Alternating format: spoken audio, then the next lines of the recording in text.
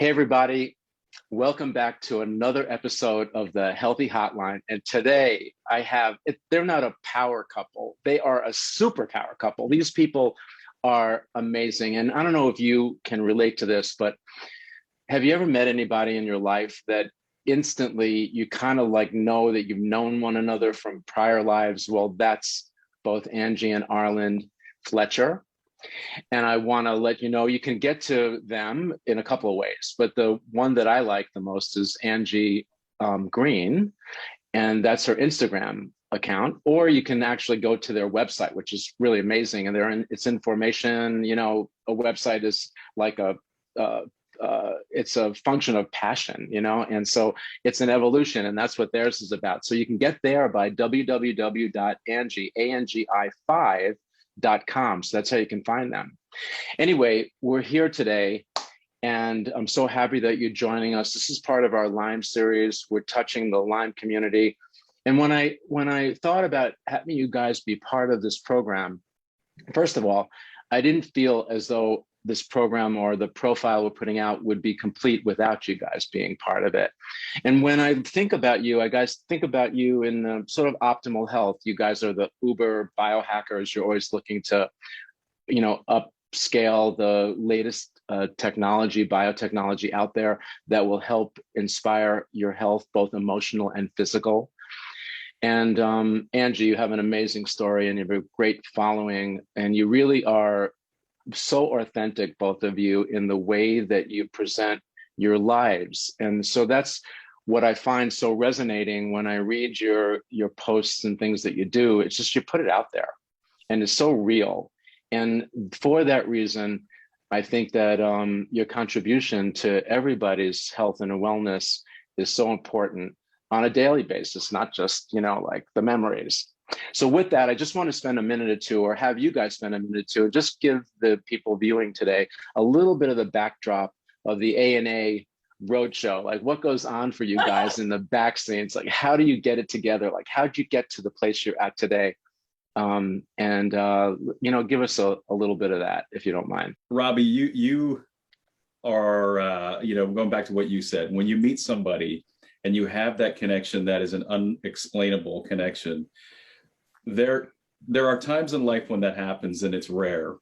And when you recognize that, what is attached to that is almost always a lifelong connection, that no matter what's going on in our world and in our lives, that connection is something that remains. That's what we've had with you and your amazing wife. And we're so appreciative of having relationships like that. And to keep that short and sweet, we love you to death. We appreciate you. We love you.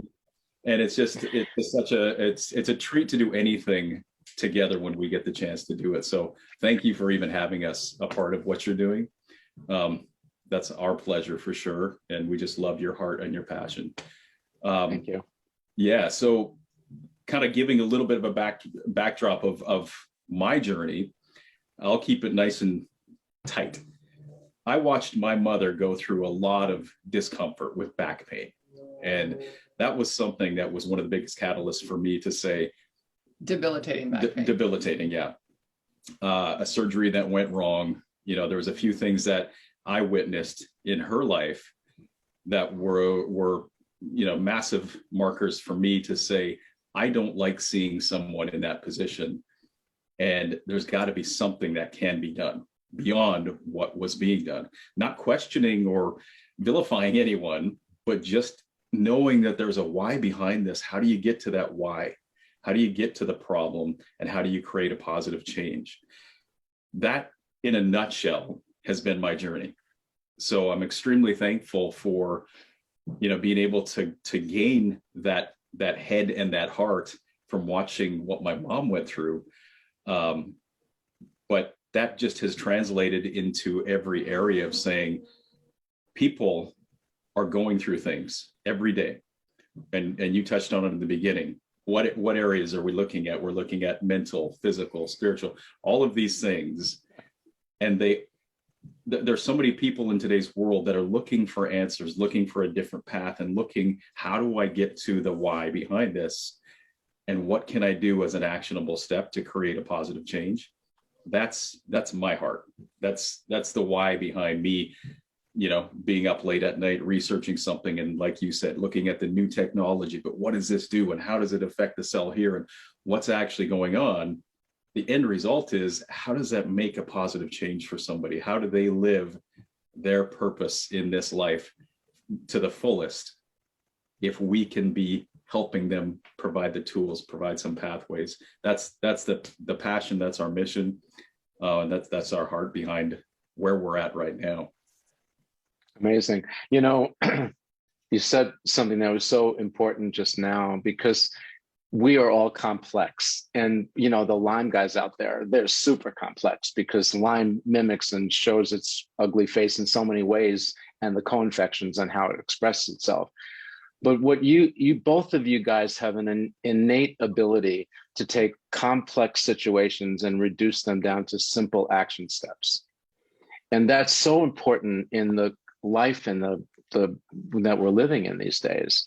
And so that's like a quality I don't see very often.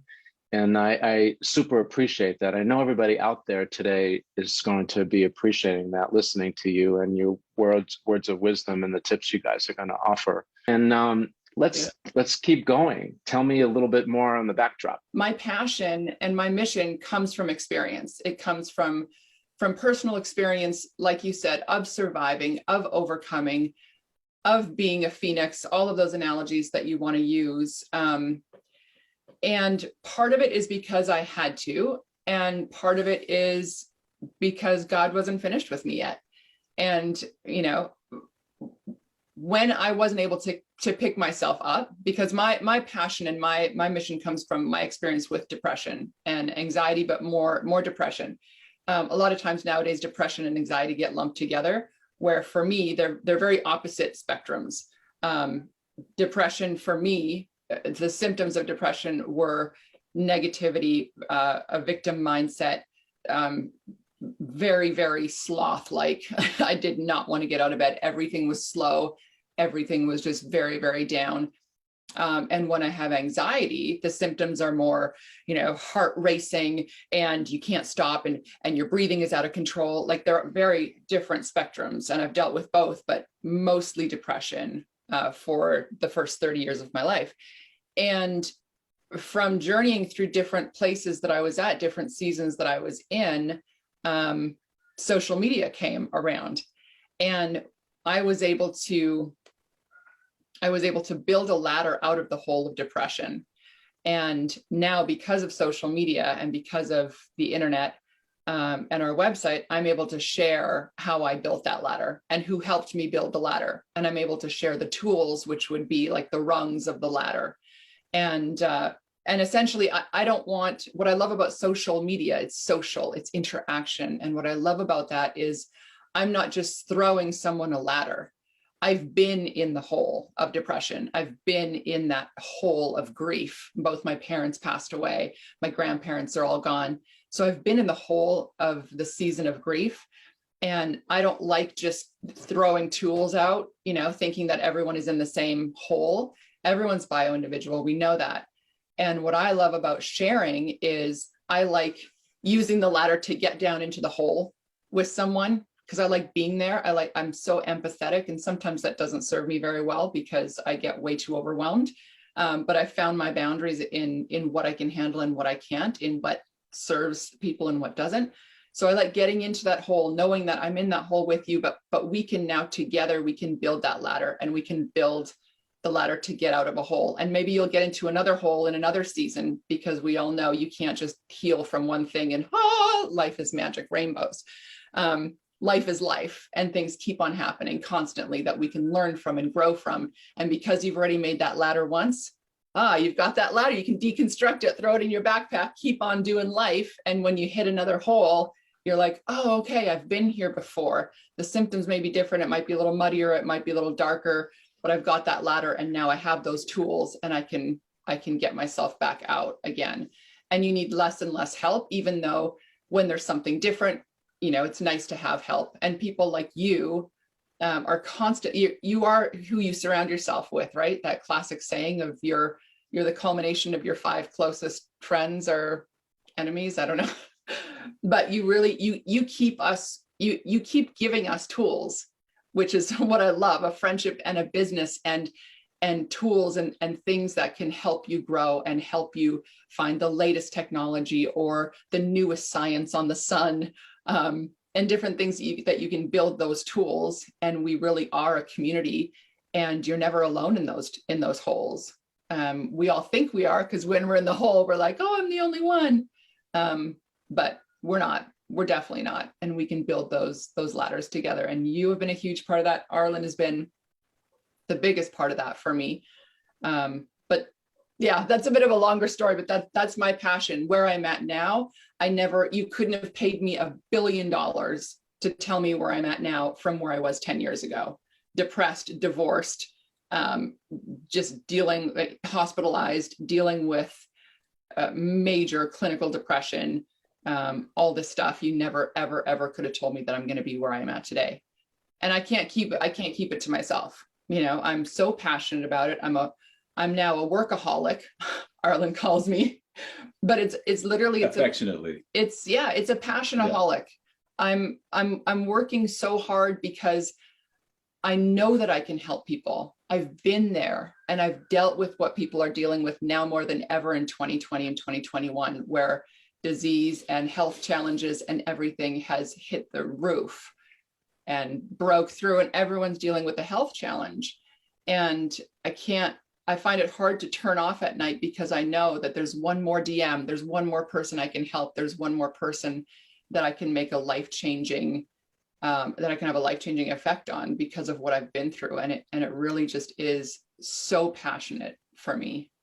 And Robby, that kind of, brings us together, and you can see where our paths have intersected in the last couple of years, specifically, where the heart and the passion is the same. It's what is the outcome? What is everything that we're experiencing and learning and growing through?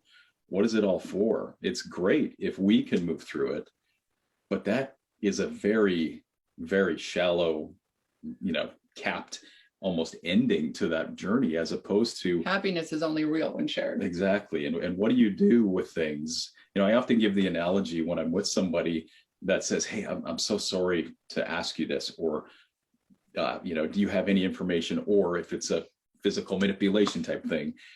And I'm always taken back by somebody being apologetic for bringing something up.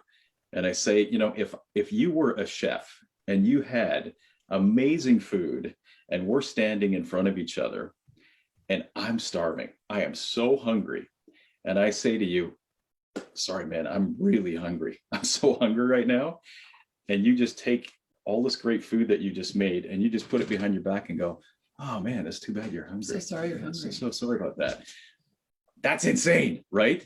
Because you have something that is so easy to say, here, let me share what I have with you. And it makes both of our existence more positive. It makes our relationship, our interaction. But beyond that, that's the beautiful connection there.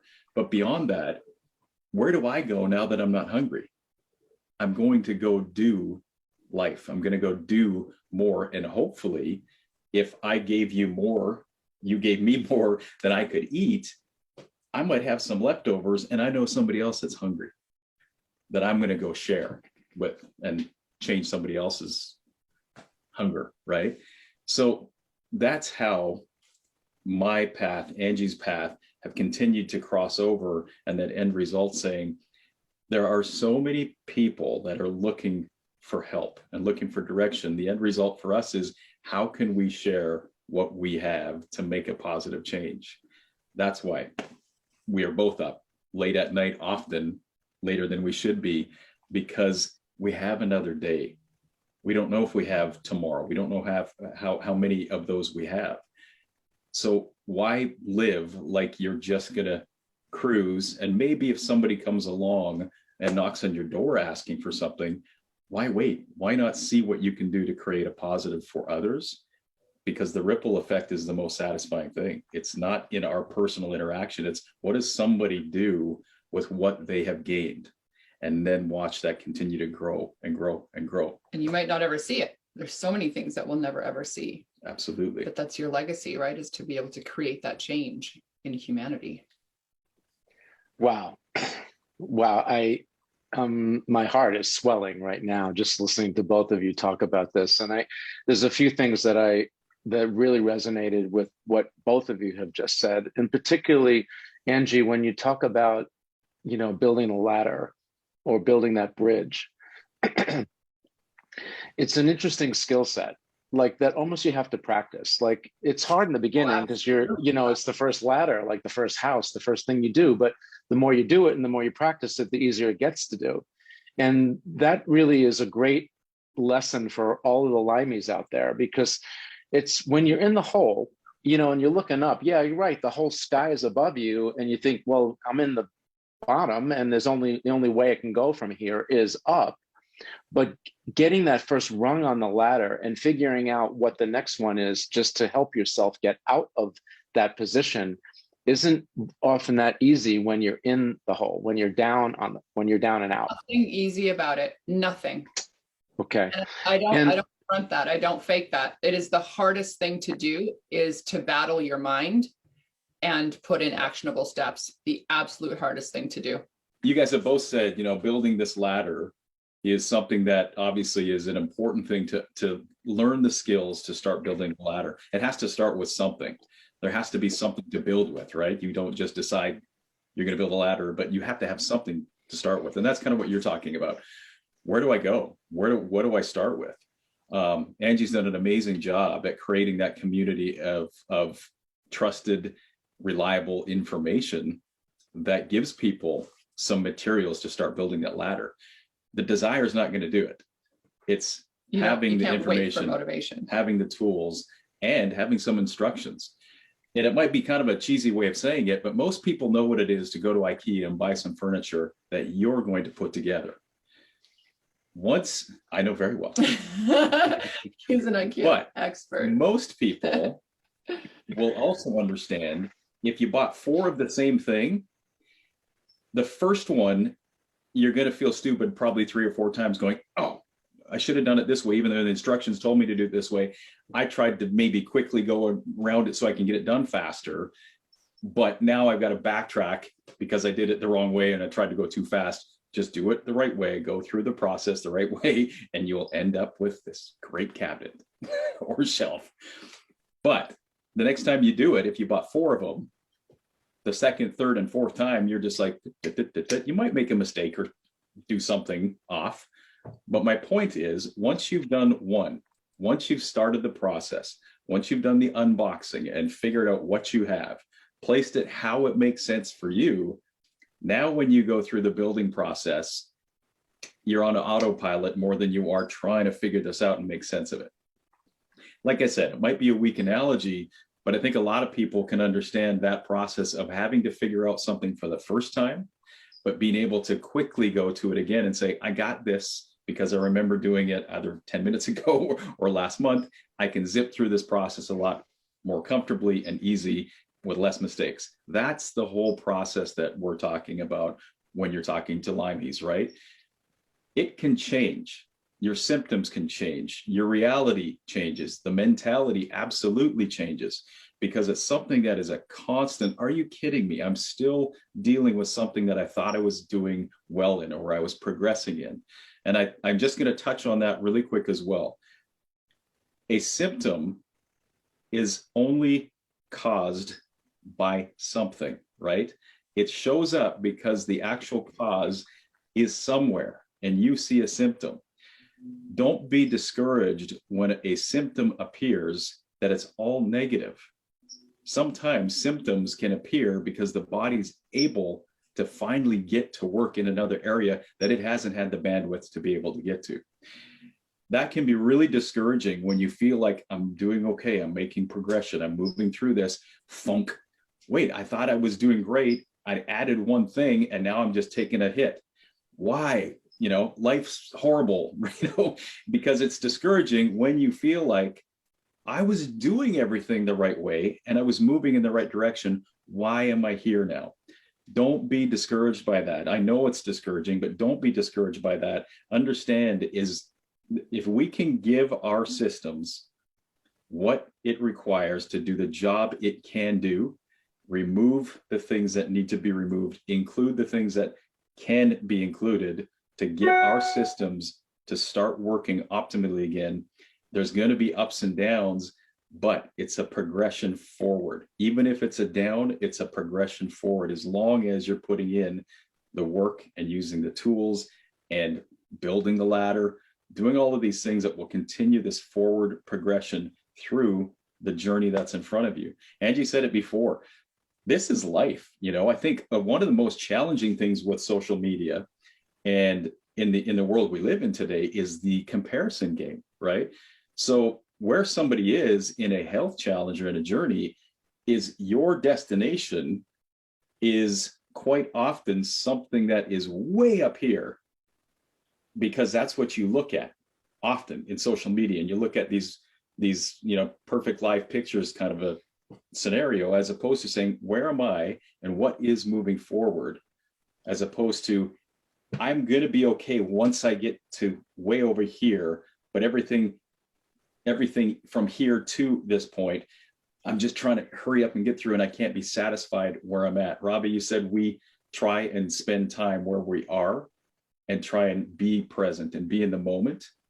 Most of us spend a lot of our lives looking to the next thing and looking, what do we want to get to? And we forget to celebrate and be present of, where are we? Where have we come from? And again, going back to me, hopefully encouraging people, saying, did you take a down turn? Where were you? Why is your body able to even maybe take that downturn? Because you're moving forward. You're going to be going through the ups and downs, but if it's a big picture forward progression, you're winning.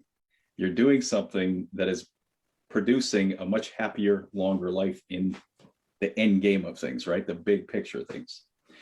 So I rattled a lot of stuff there, but I hope what I can be doing is encouraging people, start somewhere, get the materials to build a ladder. You're going to have to do a few ladders, guaranteed. But once you start that process, that becomes a familiar pattern. Even if the materials change or the direction has to change for the ladder, still kind of figuring out how to build a ladder. But be encouraged that you're in the process of climbing out, even if it's a detour one way or the other. One of the tools that I like to use is journaling. And especially because a lot of the symptoms that Lyme patients have are very subtle. And so a great little story, personal story with my daughter had to do with pain. And I couldn't really relate to her pain. She'd say, Dad, I can't move. I'm in so much pain. I go, well, I'm not.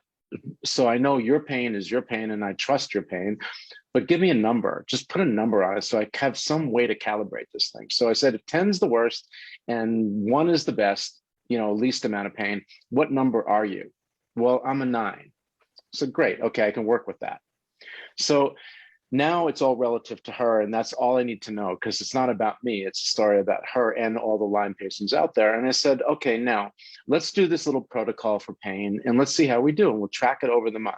And every morning when you wake up, I just want you to put a number down, like what level you're at. So we started off the month 8, 9, 8, 9, 8, 9, middle of the month 7, 8, 7, 8, end of the month 6, 7, 6, 7. Okay, so we went from a 9 to a 7.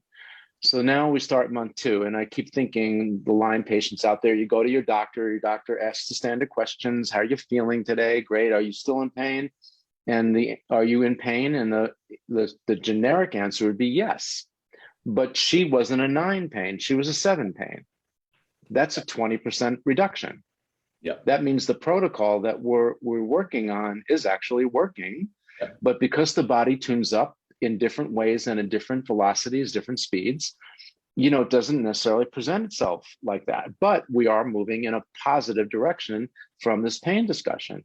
Now, what does that do, to speak to you, Angie? That takes you a little bit out of that depression and anxiety around depression, because I'm not stuck anymore. I'm actually moving in a positive direction, maybe not as fast as I'd like to go, but I'm moving in that direction. So journaling is a really nice way to kind of catch those little subtle nuances, address the emotional part, like depression, anxiety, and all around that, while you're also looking microscopically maybe at your physical shift.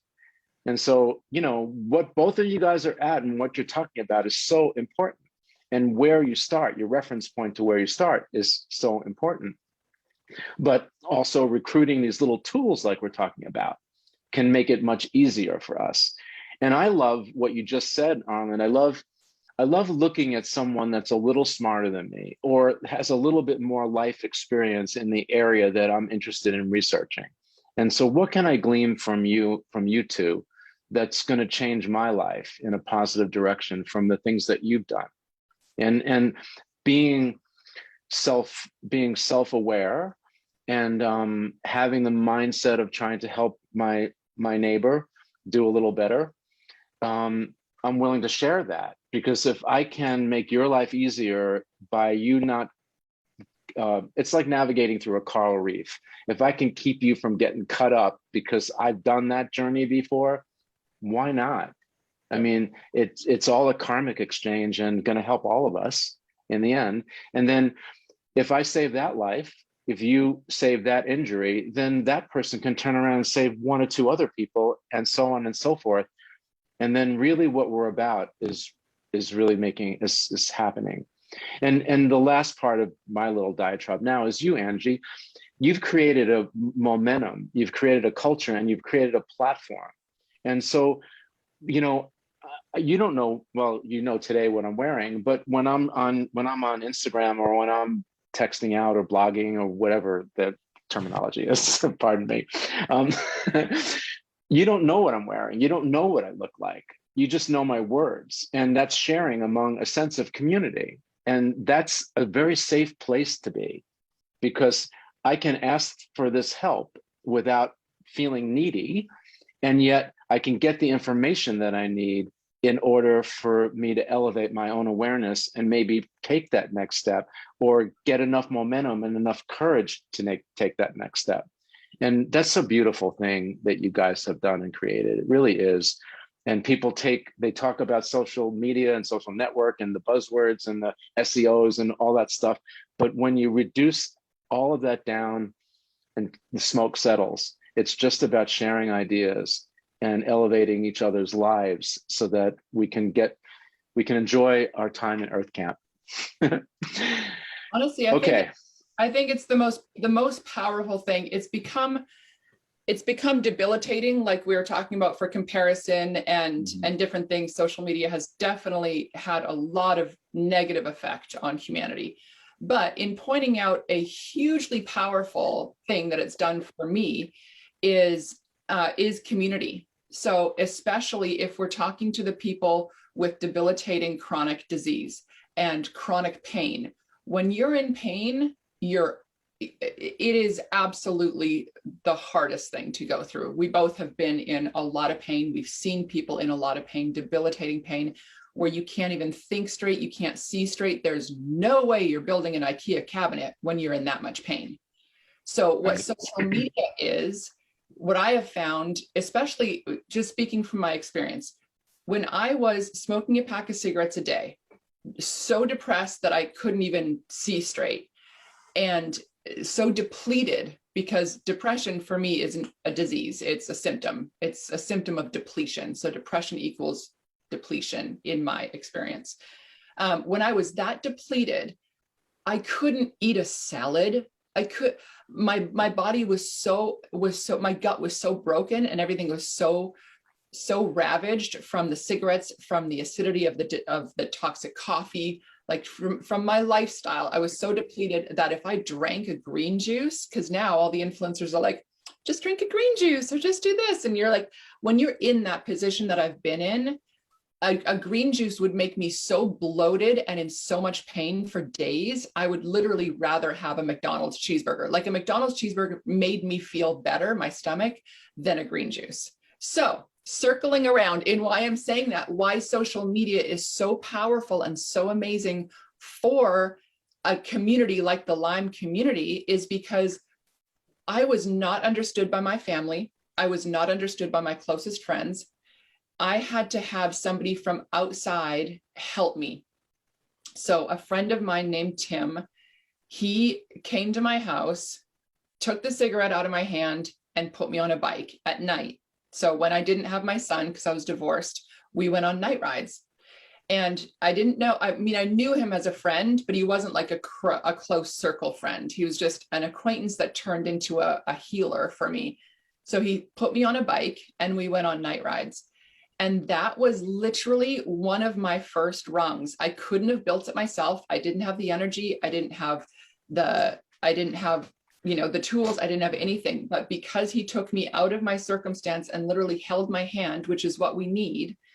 We need people to hold our hands. We need help as human beings. It's so healing to have help. And when you can't have physical help, when you don't have someone physically with you, then you can go to social media and you can join these communities of Lyme patients, of cancer patients, of people who have been through and are going through it. And you can gain certain tools and you can gain knowledge. And because it's not a one size fits all, not everyone is debilitated in the same way. We're all in different seasons and in different seasons of pain, and something may resonate with someone that doesn't resonate with someone else. So really finding what resonates with you and what works for you is huge. And it's not only going to come from one person. It's going to come from a myriad of people, a multi-therapeutic approach to wellness, to healing.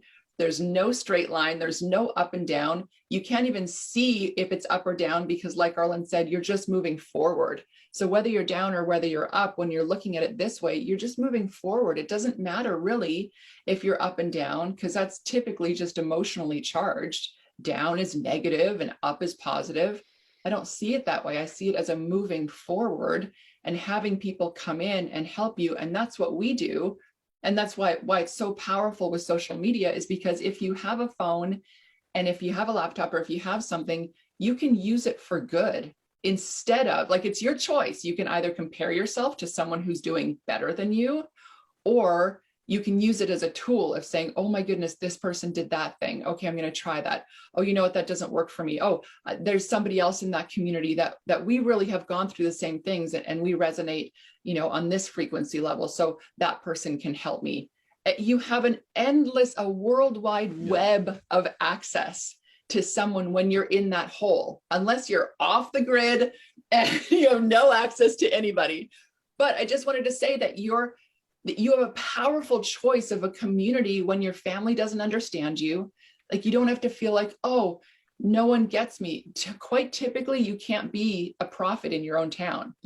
It's very hard to heal in your own environment. Sometimes, not always, but most times, because people know you from what they think they know you as.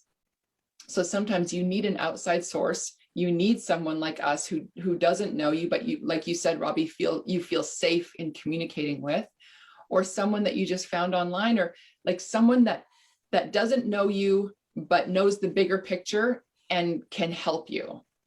In our teamwork, that we literally go through that on a daily basis, because I try to be real and raw on my Instagram. I definitely try and be real, but I go through massive stresses on a daily basis. Like, I'm human. We all go through these things. And he's this constant reminder of a bigger picture, because it's fine to say, just stay in the moment. But when your moment is debilitating pain and disease and illness, and you want to throw up because the pain is so big, you really can't be in the moment. You have to be a little bit outside of that moment. And I know that you touched on that again before, but there's no perfect recipe. There really isn't, but there are tools, and there's hope, and there's experience, and there's people who have been there, and there's a sense of community of knowing that you can heal. I have healed. Arlynd has healed. We're continually healing. We're not in this blissful place of euphoria over here. We're continually healing and continually upping, like putting more tools into our toolbox and saying, you know what, this helped for this season, and now this actually helps more. But again, you can't use this tool if you're here, because you really need to have this one before you can get to this one. So it's just this constant thing that we're all in. But I love your reference to seasons and the flow around the season. And I don't know if you know about me, but for 10 years I studied Old Testament. And after I read the Old Testament, like cover to cover for the first year, I'm on the second year and I'm reading the same words, but yet my headset changed so that I'm not focusing on the first paragraph. I'm focusing on the third sentence in the fourth paragraph. So something changed. The words didn't change, but the way I looked at the book changed. Absolutely. And so that's the seasons that you're talking about. That's constantly changing and renewing.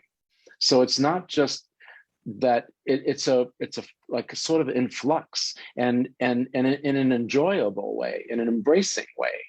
So that same change is renewed. It allows you to renew yourself. That's the hope that we're all looking for out there. When we're flat on our backs, herxing because we overdid it, we're just saying, okay, I can do this. I experienced this in some way before. I got through it.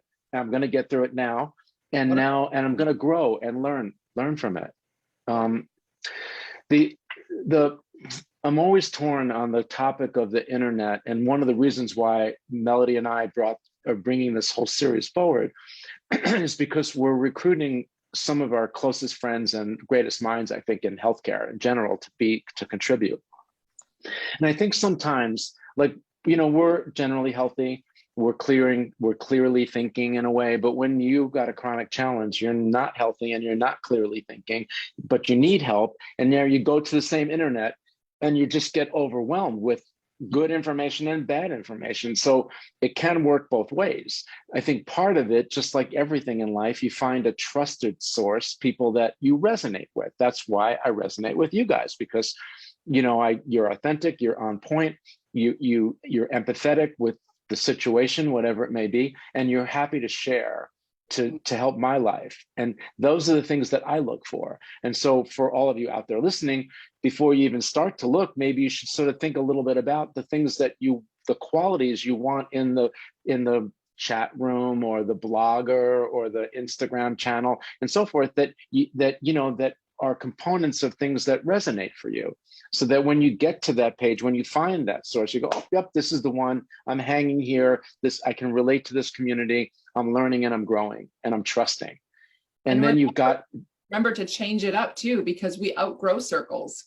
And that's okay. We outgrow chat rooms. We outgrow people that we follow. I'm constantly doing a detox of my social media, of who I follow and who I don't, because you realize, like, oh, when I was pregnant, I was following this group of people, and that really was a good season to be in. But you need to change it up, because we're constantly changing and constantly growing. And if you're just stuck in these old patterns, it's very hard to grow. And it's okay. It's okay to let that go and to move on. And if you don't resonate with me in the season that I'm in, I definitely will have somebody that I can point you in the direction to. That's the beauty of community, is saying, you know what, right now you need this person. You need this pastor, or you need this priest, or you need this mom of 3 who really has no time, but she can connect with you at this point. Like, it's so beautiful to be able to have this community for different seasons that you're in, and not think, oh, I'm just going to stick with this person for the rest of my life. And I think to touch on that, Robby, as well, I mean, you guys have both said this, but we look at reviews when you're purchasing anything these days, because what it is to be sold. We often joke about the 1950s TV commercials. They're comical when you look at them now, right? They're cute, but they're comical. Margarine. Exactly.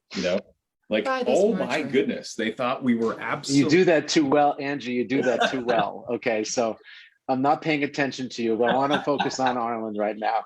Go ahead.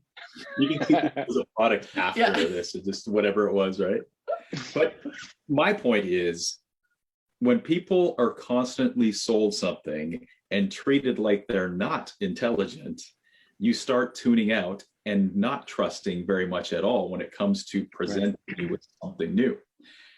That's why a company like Amazon was one of the first, right, that really hammered reviews, because most people now, if they see something like, I'm going to quickly see what somebody's saying about it. I really want to see what the product is doing. Is it saying it? How many good? How many bad? The point is, we look to get a little bit of a, hey, did this work for you? Was this good? Was this bad? Right. That's what we need to do, and what we are doing with social media, of what information are you taking from somebody, and is it reliable? Is it trustworthy? Is it authentic? That's an important place to start. Your season can change. The people that you're connected to, like you said, can change. But having a source of who do I go to, having a source of, like Angie, pointing somebody to this person or this person when you have already a base of trust, that's an important place to start. Because you said it earlier in this talk, you go to the internet, good, like, how do you know, right? How do your you ladder know what to completely trust? collapses. Your ladder like starts on fire. Well, It's a bonfire kindling. Right. It's, you start with toothpicks and you're like, wait, what? Yeah. It's all over the place. Yeah. So it is important to be able to start with a small circle of trusted sources that then can continue to give you specific direction in what you're looking for. That's the beauty of the good things about the social media world and the internet world. The other thing that I think is just really, really important for us to make sure we're continuing to encourage people that are taking the time to listen to this. You're here because there's a need, an interest, but more often than not, a need for continued knowledge on what do I do? How can I understand where I'm at? What is a path forward? I think what Angie said is probably one of the most important parts of any person's process, wherever they are, is having a community that hears you, that understands you, supports you, and then hopefully gives you some wisdom to move forward. But the first three of those categories, the first two probably more specifically, when you have Lyme, and I think most people that have been diagnosed with Lyme have some sense of what I'm going to say, it's kind of a write-off. Oh, you have Lyme. So what do I do? Well, we can do this, we'll do this, we'll do this. You kind of feel like you're just in an ocean of possibility, maybes, I don't really know, is really what it comes down to a lot of times when people first get that diagnosis of, here's where you're at. We don't really know if that's what most people are actually saying. They're probably saying, I don't really know what to do with you, so we're going to start trying a few things and we'll see what happens. That's not comforting, and it's discouraging. You're an experiment. You're an experiment, and it's a journey that most people probably listening to this know. It's not a couple weeks. You are constantly in this journey of, okay, I guess they said we're going to try this. Well, now this is a problem, so we're going to try this. My point is to try and package that nicely. Being heard and understood is one of the most important things somebody on that journey can have. Having connection, like Angie's been talking about, to be able to share and to feel like these people understand what it is to be in my shoes. Even if there's not answers, there's a shared community that says, I get you, I hear you, I feel you, and I know what it is to be in your shoes. Some people will be on the same path and saying, I'm so thankful I found you to share this journey, because if I was alone in this, I'd be a mess and I might want to just give up. Having somebody alongside you, maybe ahead of you, maybe behind you, all three of those can be so beneficial, because if you see somebody behind you and you've been through it, you don't want them to give up. You don't want them to just throw in the towel. If somebody's ahead of you, they can encourage you, and you say, they've gone through this and this is where they are. I'm going to keep doing these things to make sure I move forward. All three of those positions are a possibility with social media, and I think that's the beautiful thing. We have a close friend that we've done some work with that said he was a part of a group a number of years ago. That group ceased, and they still get together every Saturday just because. And their walks of life, what's going on in their lives, all of these things make no sense that they would actually be people that spent time together. But the thing that drew them together is the thing that continues to hold them together. That's the beautiful thing in the journey that's not fun for a lot of you to be going through with Lyme. The relationships and the purpose from that is something that is long lasting. be encouraged that this journey can be something that produces positives. And I firmly believe that. We often don't grow unless there's a need for growth. And that is meaning a challenge that's placed in front of us that you have to figure out how to move through it. That's a beautiful thing with where most of you are, is trying to figure out, where do I go from here? How do I move through this? Once that growth happens, it's yours. Now you either share that, even if you didn't share it, but you're living a different existence. What are you doing with that existence now? Does that mean you're sharing your journey with Lyme? Or does it mean the thing that you're passionate about, you're able to continue to be passionate about and move through and share and live this life as it's meant to be lived? Because that's yours. No one can take that away. The process is yours to keep. Yeah. And no one, Right. without that, no one can take the process away from you. Someone can take a pill away from you, and all of a sudden you're like, oh no, what do I do without these pills? But if you go through the process, that process is yours, and you become stronger and stronger. And no one can take that away. And that's something that you can share and give more hope and more of a sense of control and more strength when you go through that process. And that's not negative. That's extremely positive. And I see that as and hopefully I'm not insulting to people, listening to this, but Lyme has so many interesting challenges attached to it. But if you can look at it as a positive, you're taking the advanced course in how do I treat my system to live a full and beautiful life, because you're not going to address diabetes. You're not going to address this thing. I'm not going to address it. A tangible, yeah. You have so many things that you will continue to gain from and learn from that comes back to, how do I work? How do I make sure I'm doing the things that give me full life? That's more across the board. And that probably means you're going to be around a lot longer than people who haven't had that challenge, because you'll have the opportunity to learn, to put into practice what you've learned and live a fruitful, healthy life. That to me is the beautiful thing about Lyme, as weird as that might sound. Again, I hope that's not insulting, but you have a great opportunity to learn and to move through that challenge and then to flourish on the other side of it and through it. And to meet warriors, to meet people who have just been through hell and are surviving and are thriving. And you can become a warrior. You are a warrior if you're dealing with it. Yes. Just meeting exceptional people that you never would have met before if you weren't in this circumstance. Yeah. Two words come to mind listening to this latest part of our discussion. One, to your credit, Arlynd, when you talk about the buddy system, finding that person to help you through, it's having accountability to yourself, and looking to your friend, partner, or community per se. It keeps you on track. Because left to yourself, then you're back on the bottom of the barrel again, looking up, saying, I can't figure my way out of here. But having the lifeline of finding someone and or community, sense of community platform, like what you guys have created, gives you that lifeline and gives you that reference point to bounce off your ideas off of without sense of judgment. And that's so important, because oftentimes the family dynamic is the most destructive and toxic, and not on purpose. They're all worried and nervous and have their own material, crazy stuff going on in their head. They only want to do is help you. They see you getting sicker by the moment, and they feel somewhat impotent in their own way of not being able to support and help you. And so they put that on you when that's the last thing that you need right now. You just need a life preserver, or just some kind of lifeline to help you pull out. So, it's a hard thing when you're the Lyme patient to be able to be strong enough to say, I need some space, Mom. I love you. Thank you for my grilled cheese and tomato soup, because it'll always be comfort food for me.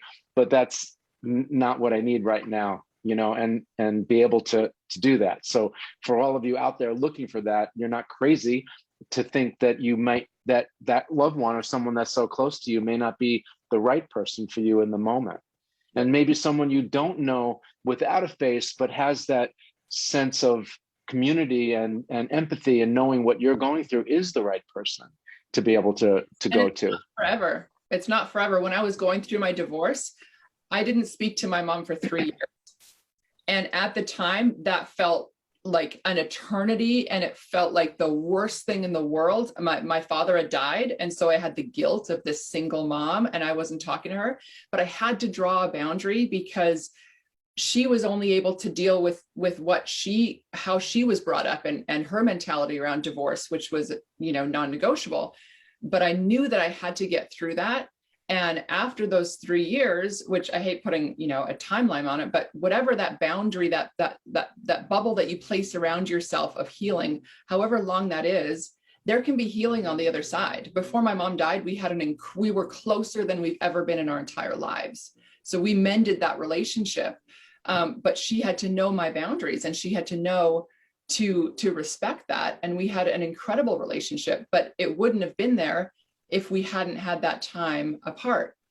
And it's very, very hard to do, but it's a huge part of the healing process, is to know what is serving you and what's not. And if you're in that toxic relationship, you can be doing all the processes and all the things, but there's still that thing, whether it's from the outside or whatever, that is extremely, extremely a huge part of your process, whether that's moving you forward or just constantly pulling you back. Right. And by the way, that could be your general doctor that you were going to when you're symptomatic, and you read about Lyme and you think that's what you got, and the doctor isn't Lyme literate or doesn't have any experience with it, and they say, I did your blood tests, you're fine, you got to be crazy, go see a psychiatrist. You have to know that inner voice inside of you. That's the best doctor on the planet, by the way. And you have to have the strength to be able to say, you know what, you're not the right doctor for me. Yeah. I got to find someone who hears me, understands me, is willing to listen to me. And it's amazing. We've all traveled a lot, and maybe a little less now public traveling because of COVID and things like that. But I always just to, think about, well, you meet, you're traveling, let's say if your guys aren't together, if I'm just traveling for business and I sit next to someone on an airplane and don't know that person, never knew that person before, won't know that person after. And yet here it is, I'm in a safe place. I could tell that person anything I want to say, right? Get all of that free information, right? Yeah. And then the plane lands, I go my way, they go their way, there's a lot of safety in that, right? Yeah. Wow. We've taken up so much of your time. You guys are beautiful, wonderful. I can't thank you enough for joining us. So we only have a few minutes left, and I'm just wondering if there's something out there that's lingering in your minds that you just want to get out before we have to call it a day. Yes. So, yes. Honestly, we have another 5 hours. Are you good? Because we have that much to say. Well, wait a minute. Let me go get some more change to put into the meter, and I'll be with you. No, there's so much. That's why we have a website. That's why we have an Instagram account. That's why we do lives constantly. That's because there's so much information, and it's constantly changing. We are so much to say. Hungry to be able to share tools that will make a positive change for people. That, again, going back to what we said, that's our heart and that's our passion. And we do have a lot of those tools and a lot of that information, but what we don't have, we love to connect with people who do have what we don't have and still share that. So it's not an ego-based, we have it all at all. But can we be, hopefully what I was saying, can we be something that provides people a place to come to at least go through a filter of, I trust these people already. Now I'll see what this has to say on what I'm dealing with here. That's what we want to be. The thing that I want to leave with a couple minutes, and then I'll pass it over to Angie, is building off of what I've said. If you're here and you're in this place, you're having a specific reason why you've been sitting listening to us, and you're living through something that you are either watching someone or experiencing yourself that you are trying to navigate. I just want to say it for the 10th time, be encouraged that the fact that you are where you are is moving forward. You can't listen to this kind of a conversation and be left empty without something to move forward in. And hopefully that's the beginning or a continuation of a process that you're on. But be encouraged, because you have this life and you have this day to live. There's a reason for that. I often say there's a why behind absolutely everything. As much as it's uncomfortable, there's a why behind you having the circumstances that you're now living through. But trust that there is a purpose in that process. If you can focus on your greater why do you want to be here? What is it that you want to be a part of? Find your why and let that be something that is a driving force of moving through these challenging and difficult things that are ahead of you still. When you find that, is that your kids? Is that your grandkids? Is that, being a part of an organization that is so close to your heart that you want to be able to make a difference? You have today. We don't know if we have tomorrow, but live every day like this is your opportunity to make a change with the time that you've been given. That is what I hope you can take from anything else I've said. You're here for a reason. Live out your days with purpose. If you don't have a why, find one. And that will be such a driving force for you to continue to go through the challenging things ahead. And hopefully we can be a part of that journey that makes it less challenging and build community that's now something that is, again, less challenging, that you continue to move forward. Wow. That's not a why, that's a wow. So, Angie, is there any, Yes.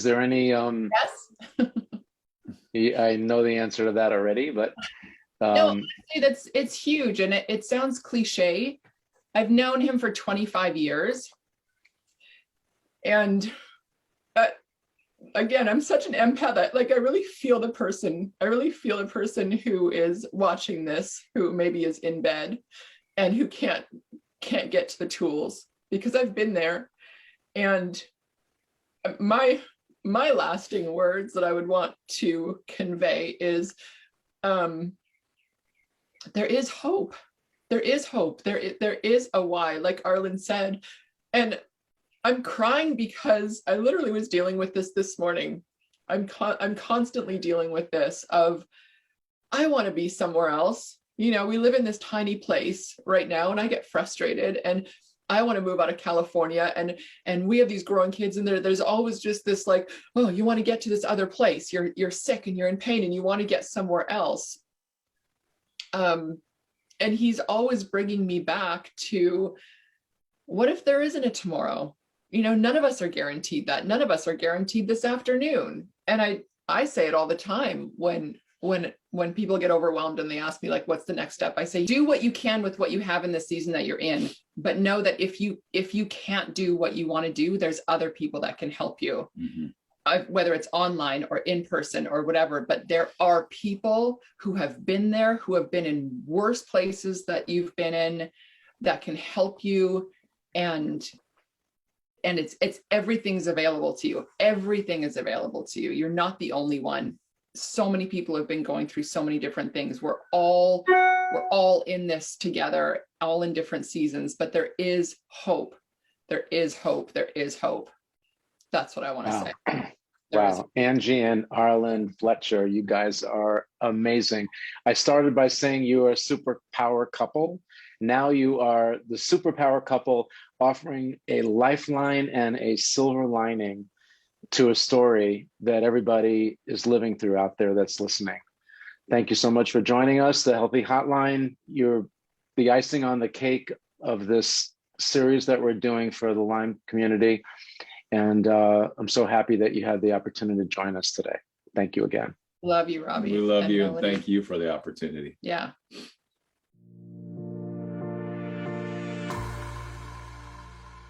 Hey everybody, it's Robby Besner. Thanks so much for joining us today. Please share this content with anyone that you think might benefit from it, and we're looking forward to having you with us tomorrow for another great interview.